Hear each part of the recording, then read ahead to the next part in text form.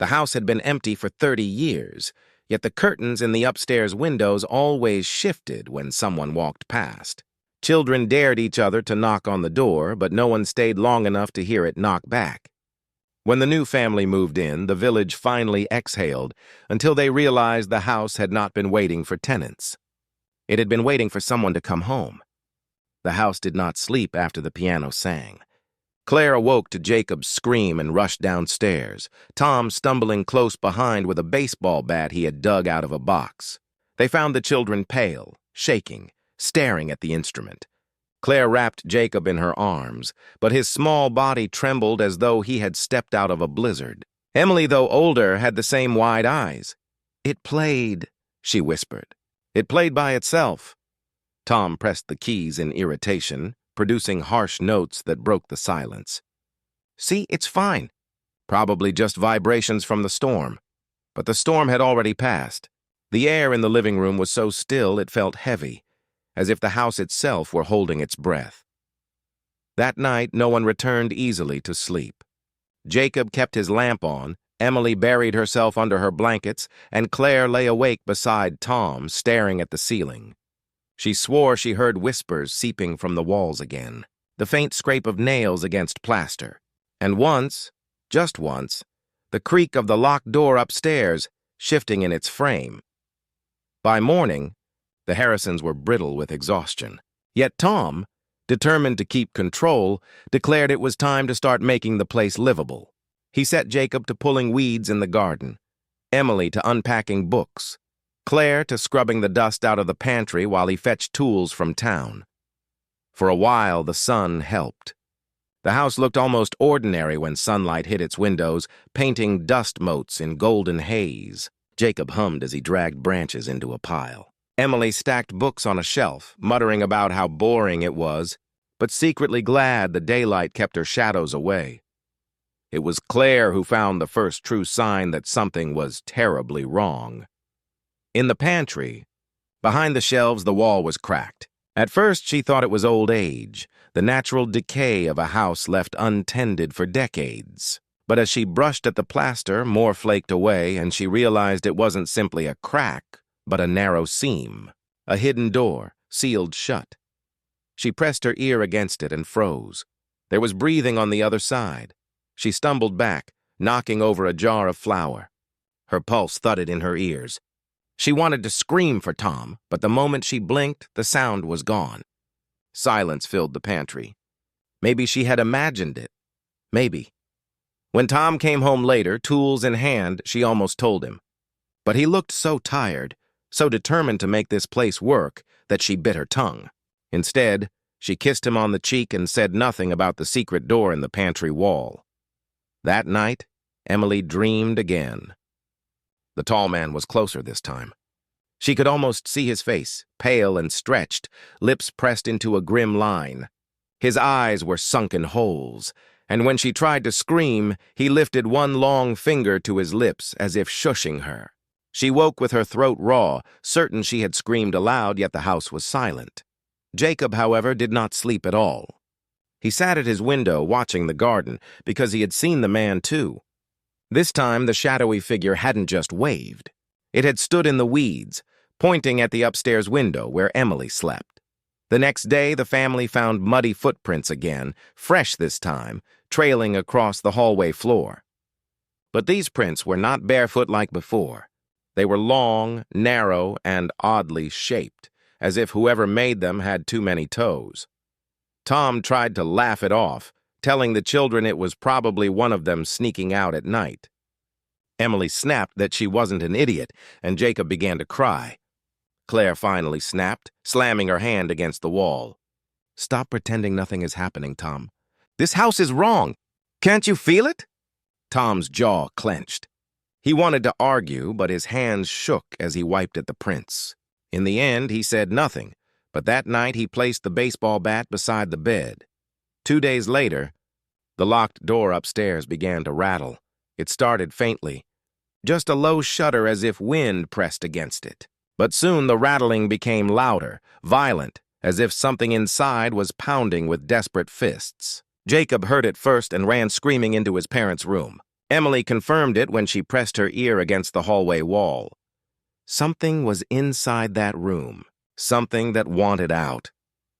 Tom tried to force the door with a crowbar, determined to end the mystery, but the wood resisted.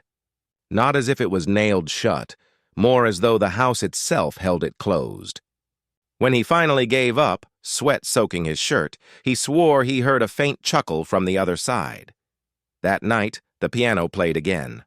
Not soft this time, not hesitant, but furious, keys smashing like screams trapped in wood. Claire grabbed the children and huddled with them upstairs, while Tom, white-faced, went down with the bat. The moment he stepped into the living room, the music stopped. The silence pressed against his ears like thick water. He touched the keys. They were warm. The family no longer laughed at breakfast. The children whispered together when they thought their parents weren't listening. Claire avoided the pantry, never again daring to press her ear to the sealed seam. Tom worked feverishly during the day, as though hammering nails and repairing boards could force the house to behave. But the house did not want repairs. The house wanted attention. The whispers grew louder at night.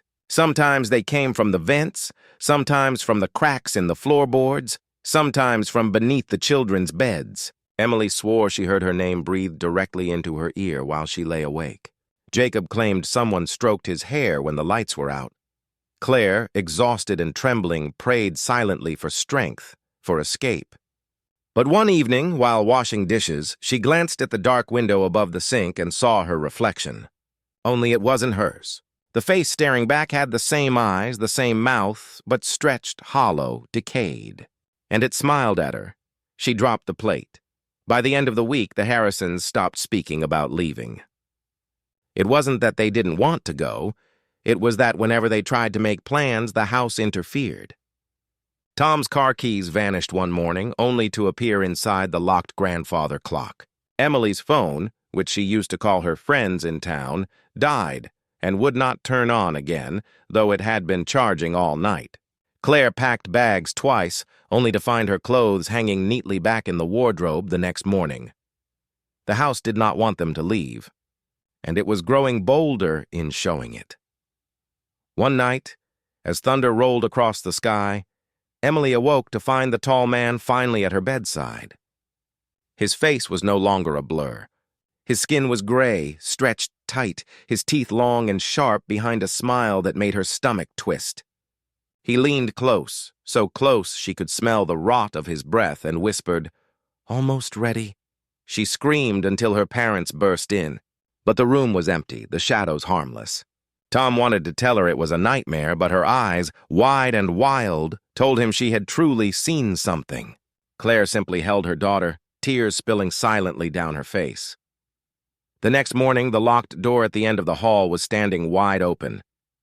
The door yawned open as if it had never been locked at all. Dust swirled in the hallway, disturbed by a draft that smelled of damp stone and something sour, like meat left to rot. The Harrisons stood frozen, the children clinging to Claire, Tom gripping the baseball bat so tightly his knuckles whitened. The room beyond was dark. Not the ordinary dark of an unlit space, but a blackness that seemed to drink the light from the hallway. Tom flicked on a torch, and the beam quivered across the threshold. Inside lay a chamber that didn't belong to the house. The floor was stone, uneven and damp, stretching down into a space far larger than the upstairs should allow. The walls curved with carved symbols that twisted under the torchlight, their meanings unreadable yet oppressive, as though they whispered to the mind without words. At the far end, a piano stood. Not the family's upright in the living room, but an ancient grand, its wood warped, keys yellowed. The sight of it made Claire's stomach knot. Emily whimpered, "It's the same one. It's the one that plays." Tom tried to muster courage. "It's just a room, just some old hidden chamber. Someone must have—" But the excuses died in his throat as the piano struck a single note, low and trembling, without a hand upon it. The torch flickered. Jacob buried his face in his mother's skirt. Claire wanted to close the door, to nail it shut and forget it existed, but her body would not move. It felt as though the blackness inside reached out, holding them in place like flies in amber. Tom took a step forward, raising the bat. "Stay here." "Don't," Claire whispered, but he was already crossing the threshold. The air grew colder, frosting his breath. The carvings on the walls seemed to writhe in the torchlight, shapes bending into faces that leered at him. The piano gave another note, then another, forming the start of a melody. Tom forced himself closer until he could see the dust trembling on the keys. "Stop it!" he shouted, slamming the bat down across the instrument. The sound exploded through the chamber, but the piano did not break. It groaned, almost in pain, and the melody shifted into something faster, darker. The ground shook. Claire screamed for him to come back. Tom staggered, the torch beam falling across the far wall where he saw chains embedded in the stone. Shackles, rusted but unmistakable, hung from them. And in the dust below, faint impressions of hands clawed at the floor. Then the door slammed shut between him and his family. Claire shrieked, pounding on the wood. Emily pulled at the handle, but it would not move. Inside, Tom's muffled voice shouted back, growing fainter. Then came a sound none of them would forget, the hollow crack of something snapping, followed by silence. The house stilled. When the door finally creaked open again, the chamber was gone. It was just an ordinary dusty bedroom with warped floorboards and cracked wallpaper. No stone, no carvings, no piano. No. Claire collapsed to her knees, her voice raw from screaming his name. Emily sobbed into her arms, while Jacob sat against the wall, rocking back and forth, whispering, "The man took him. The man took him." The villagers heard the cries that night, but no one came. They had seen the house take before. They knew better than to interfere. The next days blurred into madness. Claire moved like a ghost, unable to accept Tom's absence. She scoured every inch of the room, tearing up floorboards, hammering at walls, convinced he was hidden just out of reach. Emily stopped speaking altogether, her eyes vacant. Jacob refused to leave her side, clutching her hand until his knuckles turned white. But the house had grown hungry. With Tom gone, its whispers grew bolder, its tricks crueler. The piano downstairs began to play constantly now, shifting between violent crashes and delicate, mocking lullabies. The pantry door, once sealed, now stood open at all hours, leading into a darkness that seemed to breathe. On the fourth night without Tom, Claire woke to find her bed empty beside her. Emily's blanket was tossed aside, her window open. A faint melody drifted from the garden, a tune she recognized now with horror. She rushed outside barefoot, calling her daughter's name. The garden weeds rustled like something crawling through them, and beyond the thicket, the shape of the tall man stood. He held Emily by the hand. Claire screamed and ran, but the figure only raised his head slowly, revealing hollow eyes and a grin stretched too wide. Emily turned toward her mother with an expression that was not her own, lips parting to whisper, "Almost ready." And then both were gone.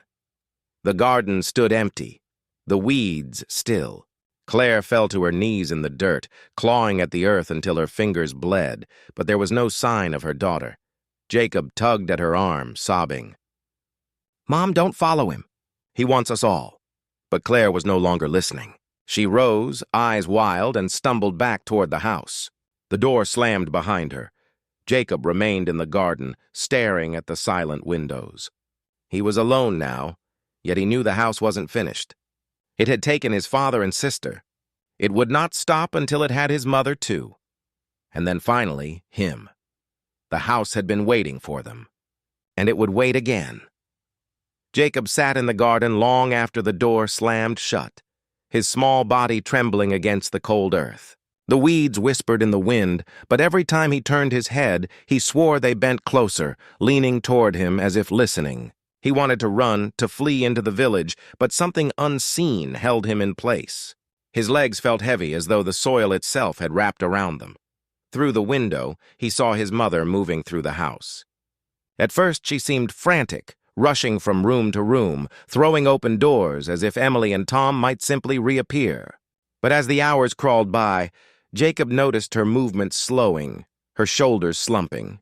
At one point, she stood perfectly still in the hallway, staring upward at the ceiling for so long he thought she had turned into a statue. When she finally moved again, it was with a strange calmness that unsettled him more than her earlier desperation. The piano began to play. Not the violent melodies from before, but something soft and sweet, almost like a lullaby. Claire sat on the bench, her fingers hovering just above the keys. But Jacob could see from where he crouched outside, she wasn't the one pressing them. Her hands trembled inches above the ivory while the notes came on their own. Jacob clamped his hands over his ears and sobbed. He wanted to shout for her to stop, to come back outside, but his throat was locked tight. His voice betrayed him, as though the house had stolen even his cries. When dawn finally broke, the music ceased. Claire opened the front door and beckoned Jacob in with a smile that stretched too wide. Her eyes were red, but her voice was gentle. "Come in, darling. We'll be safe together. The house will keep us." Jacob shook his head furiously. He wanted to run, but his legs carried him toward her against his will. It was as though invisible strings pulled him forward. When he crossed the threshold, the door slammed shut behind him, sealing him once more inside. The house smelled different now. Not damp and moldy, but rich like old incense burned in a church. The walls seemed straighter, the floorboards smoother. It felt alive, like it had been nourished. Claire led him by the hand upstairs, humming the melody the piano had played the night before. Her voice cracked now and then, but she kept smiling, whispering, "We'll see them again soon. We just need to listen." Jacob lay awake that night, curled tightly under his blanket, listening to his mother whisper in the next room. She wasn't speaking to him, she was speaking to someone else. A man, maybe. Jacob couldn't hear the other voice, but the rhythm of her replies made it clear she was answering. Hours passed before her whispers ended in a sudden scream. Jacob leapt from bed and ran to her room, only to find her standing in the corner, her eyes rolled back, her mouth moving soundlessly. In her hands, she held a small book he had never seen before. Its leather cover was cracked, its pages yellow. Strange symbols, like the ones Tom had described in the stone chamber, lined the margins. "Mom?" he whispered. Her eyes snapped back into place, but her smile was wrong again. "It's all right, sweetheart. He's showing me the way. Soon we'll all be together again. Don't you want that?" Jacob bolted. He raced down the stairs, through the kitchen, into the pantry. He wanted out. He wanted air. But when he reached the back door, it was gone. Only a blank stretch of wall greeted him where the door should have been. The house groaned, timbers tightening like ribs around a lung.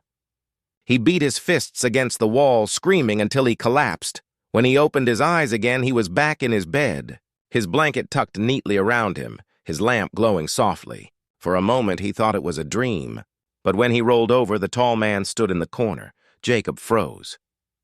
The figure was clearer than ever now, no longer a blur of shadow, but a gaunt body draped in black. Its mouth stretched impossibly wide, teeth sharp as nails. It raised a hand, one finger pressed to its lips in a shushing gesture. "Almost ready," it whispered. Jacob screamed until his throat tore, but no one came. The days that followed bent and twisted. Time didn't move properly anymore. Sometimes Jacob woke and the sun was high. Sometimes he blinked and night pressed against the windows. His mother wandered the halls with the book clutched to her chest, humming broken melodies, her hair wild and tangled. She called him by his father's name sometimes, or Emily's, as though she couldn't tell them apart. The piano never stopped. It followed him from room to room, even when he stuffed his ears with his hands. Once he caught sight of the keys moving on their own, not just playing notes, but rising and falling like teeth chewing through a song. Jacob began to lose track of what was real. Shadows whispered. Mirrors reflected faces that weren't his. And sometimes he thought he saw Emily standing at the end of the hall, her eyes wide and glassy, her mouth hanging open as though waiting to scream. One night, he heard his father's voice. Soft, calling from the locked room. "Jacob, son, let me out, please." He wanted to believe it. He wanted to believe Tom was alive in there. He crept down the hall, every step shaking, until he stood before the door. His hand reached for the knob. Then he remembered the sound of the snapping inside, the silence after, the chuckle. He pulled his hand back. The voice grew desperate, pleading, but Jacob shook his head. Tears streamed down his cheeks. "You're not him," he whispered. The voice stopped. In the silence that followed, Jacob realized the house was waiting for him to open the door. And it always would. The silence in the house grew heavier as night deepened. Amelia sat in the parlor, her hands wrapped tightly around the armrests of the chair, as though the wood itself was the only thing anchoring her to reality. The lamps flickered low, shadows crawling across the wallpaper like insects. She hadn't dared to leave, not after what happened in the upstairs hallway. The whispers, the shapes, the reflection in the mirror. She couldn't convince herself those were dreams anymore. Her father had gone to bed hours ago, insisting the house was nothing but creaking boards and damp air. Her mother had followed, tired from the move, though Amelia noticed the way she avoided glancing toward the stairwell. Nobody wanted to admit they'd seen something. It was easier to lie in bed and pretend the house wasn't listening, but Amelia couldn't sleep. Every time she closed her eyes, she saw the face in the upstairs window, her own, but smiling when she hadn't. That wasn't a trick of the light. That was the house showing her something. She shifted uneasily, listening. The wind outside howled, pressing against the shutters. But it wasn't the wind that frightened her. It was the faint sound of footsteps upstairs. Slow, dragging footsteps moving from one room to another. Her parents were asleep. Her brother was too small to wander in the dark. So who was walking? Amelia rose from the chair. Her legs trembled, but she forced herself forward. If she ignored it, she knew the sound would only grow louder, pressing against her sanity. She reached for the lantern on the side table, lit it with shaking hands, and started toward the stairs. Each step groaned under her weight. But between those groans, she heard it again, the drag of feet across wooden boards above. She held the lantern higher, its weak flame swaying with her breath. At the top of the stairs, the hallway yawned open, the lantern glow stretching only so far before dissolving into a hungry black. The wallpaper here was peeling, patterns of roses half-faded curling into strange, distorted shapes. The footsteps stopped. Amelia froze, holding her breath. Then, directly ahead, a door creaked open. The lantern light trembled as her hand quivered. That door hadn't been open earlier. She remembered distinctly it had been shut tight, the guest bedroom her mother said they would never use. But now it stood ajar, a sliver of blackness inside darker than the hallway itself. A chill spilled out, sharper than the autumn night. Something whispered from within. Not words exactly, but the rustling of breath across old pages. Amelia took one step closer, against every instinct screaming to run. The lantern flame stretched toward the crack like it was being pulled. She reached out, her fingers brushing the edge of the door. The moment she touched it, the door swung wide. The lantern revealed a room swallowed in dust. Furniture draped in sheets, a bed frame rusted with age, a wardrobe half collapsed. But it wasn't the decay that froze her blood. It was the figure standing in the far corner, tall, thin, its head bowed. The lantern light did not reach its face, but Amelia could see its outline perfectly. Shoulders sharp, arms too long, hands brushing the floor. It did not move, did not breathe. Her throat tightened. She wanted to scream, but the sound lodged in her chest. The figure twitched, its head jerking slightly to the side, like a marionette pulled by invisible strings. The lantern flickered. The shadows swelled. Then it stepped forward. One foot dragged across the floorboards, leaving a streak of black behind. The other followed, joints cracking as though bones were too brittle to bend. Amelia stumbled back, nearly dropping the lantern. Her heel struck the hallway wall. The figure's head rose, slowly, painfully, until its face tilted toward her. But there was no face.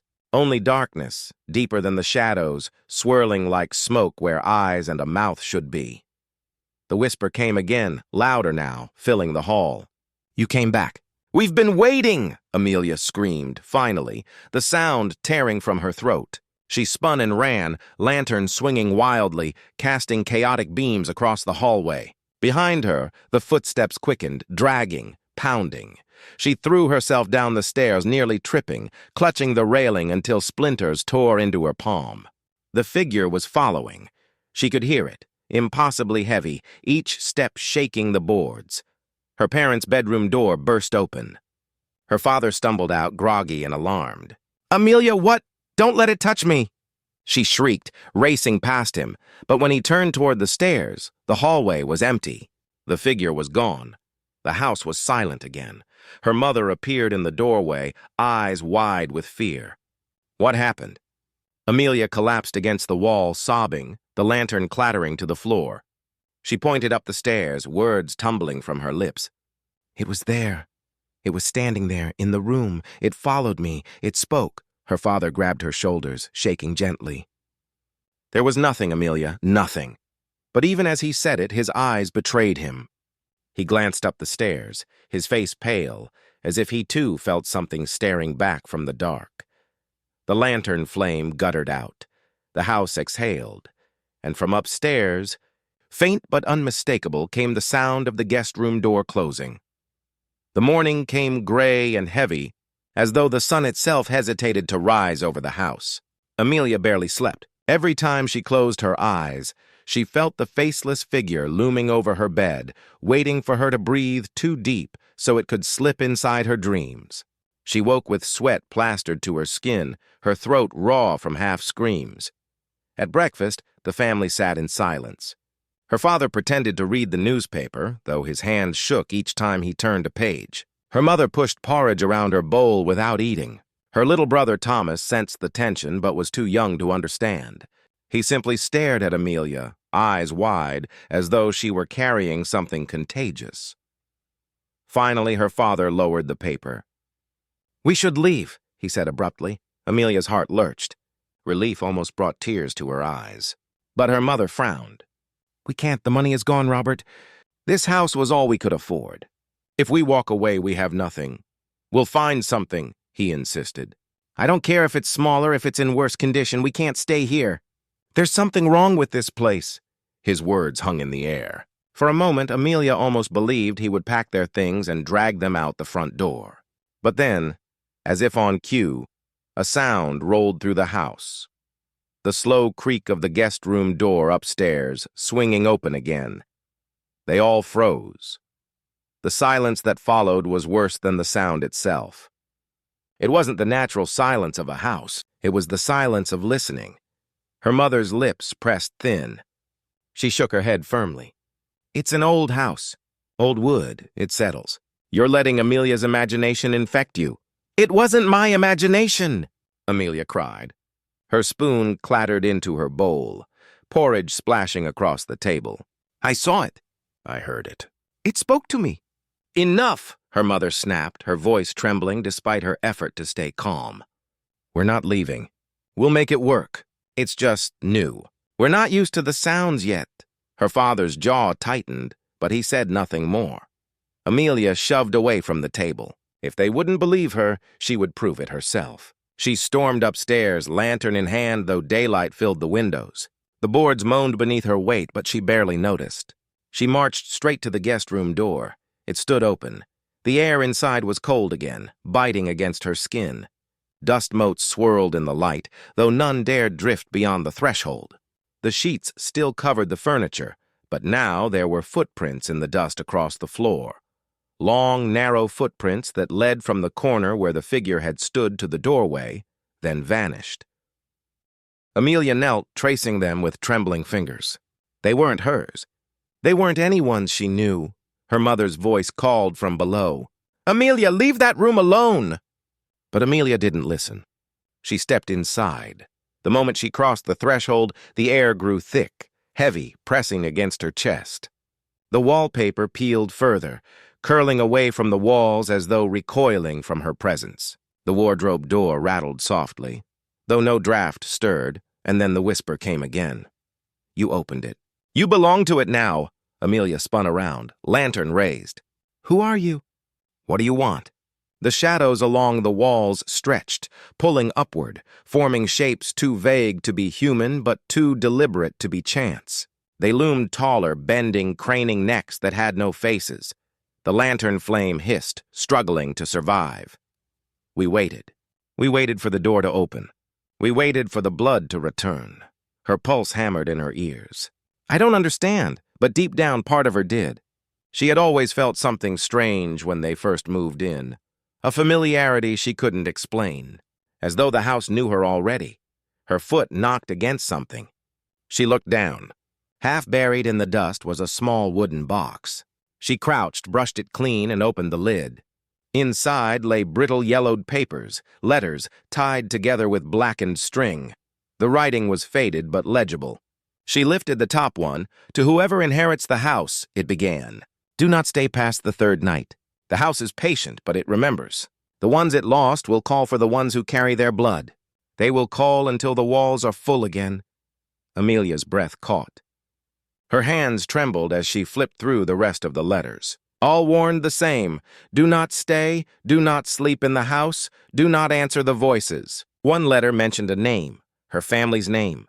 Written decades ago, her blood ran cold. The shadows pressed closer. The wardrobe door creaked wider. Amelia stuffed the letters back into the box and bolted from the room, slamming the door behind her. She clutched the box to her chest as she stumbled down the stairs. Her father met her halfway. What is it? What did you find? She shoved the box into his hands. Read it, all of it. We have to leave. We can't stay another night! He flipped through the letters, his face darkening with each line. By the time he finished, his hands shook. He looked at her mother. Margaret, we need to go. Tonight. Her mother opened her mouth to argue, but the words died in her throat as every lamp in the house flickered and died at once. The house exhaled again, louder this time, and upstairs the guest room door opened with a slam. The darkness swallowed the house completely. Not just the flicker of lamps, every trace of light seemed eaten away, leaving only the thin glow from Amelia's lantern. Even that flame strained as if some unseen mouth tried to devour it. Her mother clutched Thomas tightly, her knuckles white. It's the storm, she whispered, though outside the wind had gone eerily still. Her father read another line from the letters, his voice hoarse. Do not stay past the third night. It said it plain as day. And this is our third night. Amelia felt the air shift, as though the house itself heard the words. Floorboards groaned above them, not from weight, but from movement. Restless, dragging movement that circled and circled, hunting the sound of their breath. Her father grabbed the box of letters. We're leaving, now. No bags, no food. We take what we can carry and we run. Her mother's face twisted. In the dark? With the boy? What if... The guest room door upstairs slammed again, hard enough to shake dust from the rafters. Her father didn't argue. He pulled her toward the front hall. Amelia followed, lantern in hand, heart pounding so loud it drowned out the whispers that slithered after them.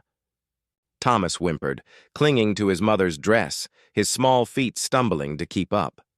When they reached the front door, her father yanked at the handle. The door refused to move.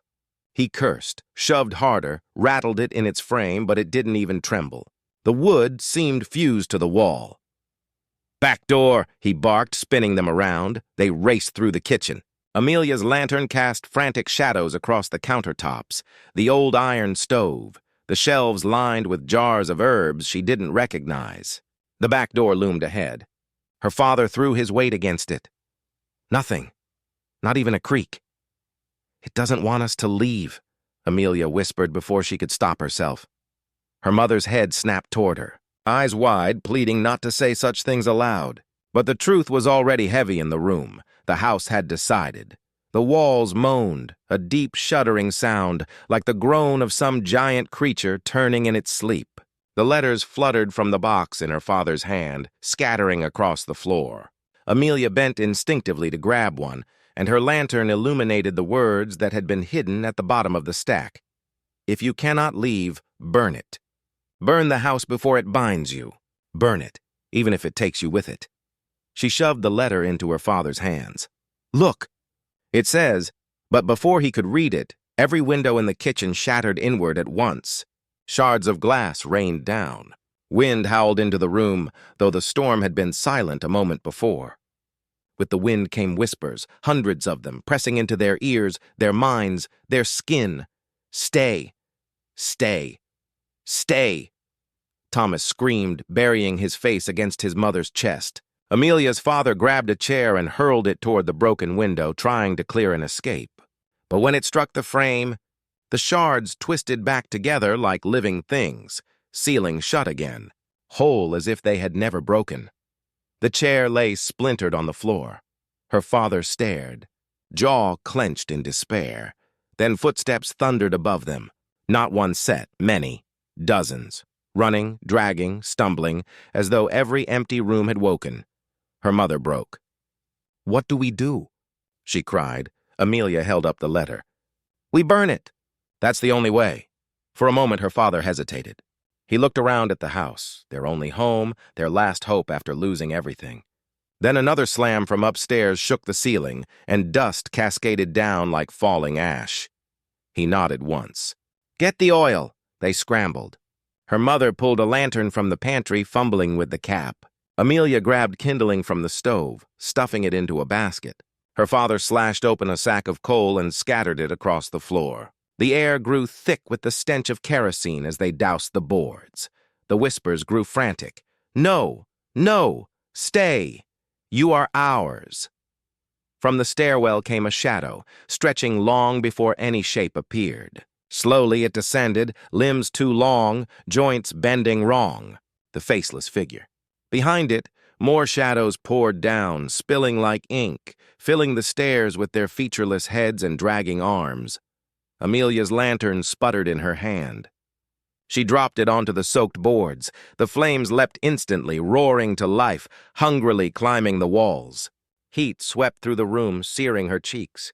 The shadows reeled back, their whispers twisting into shrieks, but the faceless figure did not retreat. It stepped through the fire unharmed, its darkness swallowing the flames that touched it. Amelia's father grabbed a burning brand from the floor, swinging it wildly. "Get out of my house!" he roared. The figure tilted its head not at him but at Amelia. And though it had no eyes, she knew it saw her. Blood returns. Keeper returns. It stepped closer. The fire surged higher, smoke choking the air. Amelia's mother screamed, dragging Thomas toward the door again. This time, as the flames licked the frame, the wood cracked and buckled. The door shuddered, unlocked. "Go!" her father bellowed. Her mother shoved Thomas through the gap, then stumbled out after him.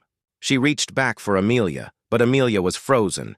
The figure only feet away now, its head bending low until its faceless void hovered inches from hers. The whispers quieted, replaced by one voice.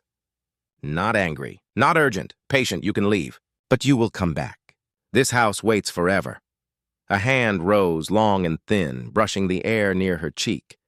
Not touching, just marking her. Amelia's father seized her arm and yanked her through the doorway. Together they stumbled into the night, choking on smoke. Behind them, the house roared with fire, flames clawing through every window, devouring the roof, turning the black sky orange. They didn't stop running until they reached the edge of the road, where the wind carried the smell of burning wood and the crackle of collapsing beams. Amelia collapsed to her knees, gasping. Her mother clutched Thomas, sobbing. Her father stared back at the inferno, his face grim. The house burned. And yet, through the smoke, through the flames, Amelia saw them. Faces, pressed against the upstairs windows. Dozens. Pale, eyeless, screaming soundlessly, watching as the fire consumed them. But one window stayed empty, the guest room, and as the roof collapsed, she saw it. The figure still standing in the corner, untouched, waiting. The house seemed to sigh as the last echoes of footsteps faded into the night. Its walls, once heavy with secrets and silence, now stood bare, emptied of the whispers that had haunted generations. Evelyn paused at the gate, turning back one final time. For a moment, she thought she saw the curtains stir as though the house itself were watching her leave. But no shadows lingered. No voices called her name. Only the creak of wood adjusting to the stillness and the hollow quiet of something finally at rest. The curse had broken, not in fire, nor in fury, but in release. The house had waited all those years for someone brave enough to face its truth. Now, with the burden lifted, it could finally sleep. Evelyn walked away without looking back again. Some doors are not meant to remain open, and some houses are not meant to be lived in. And so, the house that waited stood alone once more, silent, patient, eternal.